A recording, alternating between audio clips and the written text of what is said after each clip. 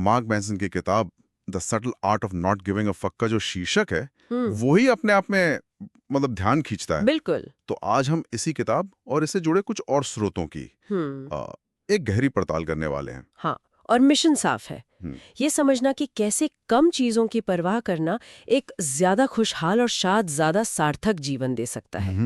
हाँ, पर यहाँ एक जरूरी बात है, इसका मतलब उदासीन होना बिल्कुल नहीं है। नहीं, बिल्कुल नहीं। ये चुनने के बारे में है ना कि क्या वाकई मायने रखता है। सही बात है। और ये किताब सीधी टक्कर लेती है उस पॉजिटिव सोच वाली इंडस्ट्री से। अच्छा। हाँ, जो हमें दशकों से सिखा रही है कि बस अच्छा सोचो सब अच्छा होगा। मैनसन का तर्क है कि हमारा समाज, खासकर सोशल मीडिया, हमें लगातार हर चीज के पीछे भागने के लिए उकसाता है। जैसे कि ज्यादा खुशी, ज्यादा पैसा, ज्यादा अनुभव, ज्यादा लाइक्स, और ये जो ज्यादा की चाहत है ना, ये हमें अंदर से खोखला कर देती है। हमें हर पल लगता है कि हमारे पास कुछ कमी है। एक मिनट, लेकिन पॉजिटिव सोच में क्या सच में कुछ गलत है? मतलब क्या ये हमें मुश्किल समय में उम्मीद नहीं देती? ये बहुत अच्छा सवाल है।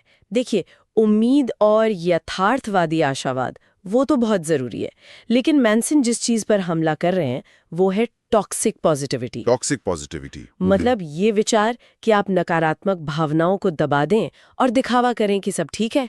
स्रोत बताते हैं कि ये असल में इस बात पर जोर देता है कि आपके पास क्या नहीं है। जैसे जब कोई आईने के सामने खड़े होकर कहता है मैं सुंदर हूं, तो उसका दिमाग असल में इस बात पर ध्यान देता है कि वो सुंदर महसूस नहीं कर रहा है। अच्छा, तो मैनसन ये कह रहे हैं कि हम सिर्फ दुखी नहीं होते, हम दुखी होने पर भी दुखी होते हैं। ये तो मतलब एक अजीब चक्कर है। बिल्कुल, और वो इसे कहते हैं फीडबैक लूप फ्रॉम हेल, नरक का चक्कर। हाँ, सोचिए आपको किसी बात पर चिंता हो रही है। अब आपको इस बात पर और चिंता होने लगती है कि मुझे इतनी चिंता क्यों हो रही है, और फिर हम खुद को कोसने लगते हैं कि मुझ में ही कोई कमी है। एकदम सही। आप गुस्सा महसूस करते हैं और फिर आपको इस बात पर गुस्सा आता है कि आप गुस्सा क्यों कर रहे हैं। ये अपराध बोध, शर्म और चिंता का एक दुष्चक्र बन जाता है। ये तो बहुत ही जाना पहचाना एहसास है। तो इस चक्कर को तोड़ा कैसे जाए?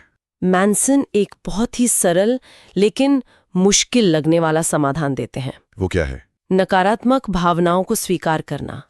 जब आप बुरा महसूस करें तो खुद से कहें, हाँ, आज मैं बहुत बुरा महसूस कर रहा हूं और ये ठीक है। बस इतना ही? हाँ, बस इतना स्वीकार कर लेना ही उस दुष्चक्र की शक्ति को खत्म कर देता है। मनोवैज्ञानिक तारा ब्रॉक इसे अयोग्यता का सम्मोहन कहते हैं। अयोग्यता का सम्मोहन? हाँ, जहां हम अपनी कमियों में ही खो जाते हैं। उसे तोड़ने का तरीका है स्वीकृति। खुद को कोसने के बजाय खुद को समझना। ठीक है, तो पहली समस्या है ये फीडबैक लूप। लेकिन मैनसन एक और बड़ी समस्या की बात करते हैं जो शायद इससे भी गहरी है। हमारा ये मानना कि हम बहुत विशेष हैं। हाँ, ये एंटाइटलमेंट यानी हकदारी की भावना। स्रोत बताते हैं कि इसकी जड़ें 60 और 70 के दशक के आत्मसम्मान आंदोलन में है। अच्छा।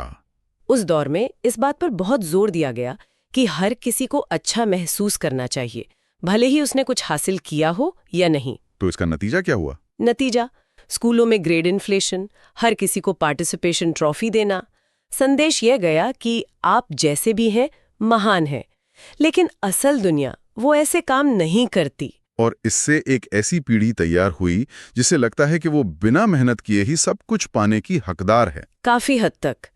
थेरेपिस्ट लॉरी गॉटलिब की किताब maybe you should talk to someone में इसके बेहतरीन उदाहरण मिलते हैं। जैसे? एक मरीज है जिसे लगता है कि उसकी समस्याएं दुनिया में सबसे अनोखी और भयानक है। वो अपनी कहानी में इतनी उलझी हुई है कि आगे ही नहीं बढ़ पाती। दूसरा एक हॉलीवुड प्रोड्यूसर है जिसे लगता है कि वो कमरे में सबसे होशियार इंसान है और इसी वजह से उसके सारे रिश्ते टूट रहे हैं। और ये दोनों तब तक अटके रहते हैं जब तक वे यह स्वीकार नहीं कर लेते कि वे विशेष नहीं है, उनकी समस्याएं आम हैं और वो भी आम इंसान हैं। यह स्वीकार करना ही उनके लिए पहला कदम होता है। तो अगर ये विशेष होने का एहसास हमें खुशी नहीं दे रहा तो हम खुशी ढूंढ कहाँ रहे हैं? मैनसन के मुताबिक हम इसे पूरी तरह गलत जगह ढूंढ रहे हैं। बिल्कुल। वो कहते हैं कि खुशी कोई मंजिल है ही नहीं। सही बात है। उनके अनुसार खुशी कोई समीकरण नहीं है जिसे हल किया जा सके। खुशी मिलती है समस्याओं को सुलझाने से। समस्याओं को सुलझाने से? हाँ, जीवन समस्याओं से भरा है। जब आप एक समस्या सुलझाते हैं तो एक नई, शायद थोड़ी बेहतर समस्या उसकी जगह ले लेती है। तो एक खुश इंसान वो नहीं है जिसके पास कोई समस्या नहीं है। नहीं, एक खुश इंसान वो है जिसके पास ऐसी समस्याएं हैं जिन्हें हल करने में उसे मजा आता है। ये तो दिलचस्प है। मतलब खुशी एक क्रिया है, कोई हासिल करने वाली चीज नहीं। इसे हेडोनिज्म का विरोधाभास भी कहा जाता है। अच्छा। यानी जब आप सीधे खुशी का पीछा करते हैं तो वो आपसे दूर भागती है। जॉनथन हाइट की किताब द हैप्पीनेस हाइपोथेसिस भी यही कहती है। आप सीधे खुशी पैदा नहीं कर सकते, लेकिन आप उसके लिए सही परिस्थितियां बना सकते हैं। हाँ, और ये परिस्थितियां सार्थक काम करने और समस्याओं को सुलझाने से बनती हैं, ना कि पल भर के सुख के पीछे भागने से। तो असल सवाल ये नहीं है कि आप जिंदगी से क्या चाहते हैं, बल्कि ये है कि आप किस दर्द या संघर्ष को सहने के लिए तैयार हैं। आपने एकदम सही पकड़ा, क्योंकि जो भी चीज पाने लायक है उसके साथ एक कीमत जुड़ी होती है। हर कोई सफल होना चाहता है, अमीर बनना चाहता है, लेकिन सवाल ये है कि क्या आप उस सफलता के लिए जरूरी घंटों की मेहनत, तनाव और अनगिनत असफलताओं को सहने के लिए तैयार हैं? इसका कोई उदाहरण है? एक बहुत शक्तिशाली उदाहरण माइक टाइसन का है। हमारे स्रोत उनके दैनिक रूटीन का एक बहुत ही दर्दनाक ब्यौरा देते हैं। सुबह 5 बजे उठकर मीलों दौड़ना, फिर हजारों सिटअप्स, स्क्वाट्स, पुशअप्स और घंटों की बॉक्सिंग प्रैक्टिस।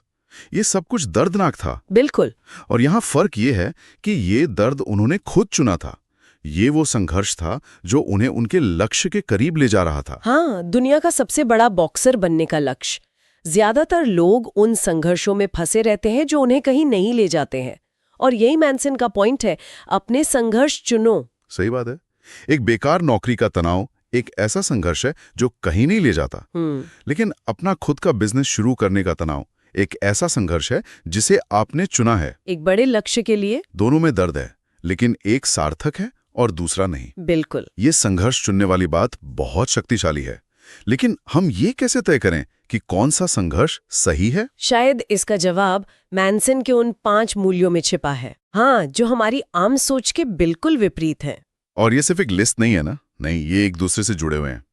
पहला और सबसे जरूरी मूल है अपने जीवन में होने वाली हर चीज की जिम्मेदारी लेना, चाहे वो आपकी गलती हो या ना हो। ये थोड़ा मुश्किल लगता है। मतलब अगर किसी की गाड़ी मेरी गाड़ी से टकरा जाए तो गलती तो उसकी है, मैं इसकी जिम्मेदारी कैसे ले सकता हूँ? यहीं पर मैनसन दोष यानी फॉल्ट और जिम्मेदारी यानी रिस्पॉन्सिबिलिटी के बीच एक बहुत जरूरी फर्क बताते हैं। अच्छा, वो क्या है? दोष अतीत की बात है, गाड़ी किसने ठोकी ये अतीत का तथ्य है, लेकिन जिम्मेदारी वो वर्तमान की बात है। मतलब अब आप उस स्थिति पर क्या प्रतिक्रिया देते हैं? हाँ, ये आपकी जिम्मेदारी है कि आप चिल्लाते हैं, अपना दिन खराब करते हैं, या शांति से बीमा की जानकारी लेते हैं और आगे बढ़ते हैं। घटना आपकी गलती नहीं थी, पर आपकी प्रतिक्रिया हमेशा आपकी जिम्मेदारी है। ठीक है, ये समझ आया, अपनी प्रतिक्रिया की जिम्मेदारी लेना। लेकिन ये करना मुश्किल है, खासकर तब जब हमें लगता है कि हम सही हैं। और इसीलिए दूसरा मूल्य पहले मूल्य की नींव है, और वो है ये स्वीकार करना कि आप गलत हो सकते हैं, निश्चितता को छोड़ना और अनिश्चितता को अपनाना। अगर आप हमेशा ये मानकर चलते हैं कि आप सही हैं, तो आप कभी कुछ नया सीख ही नहीं सकते।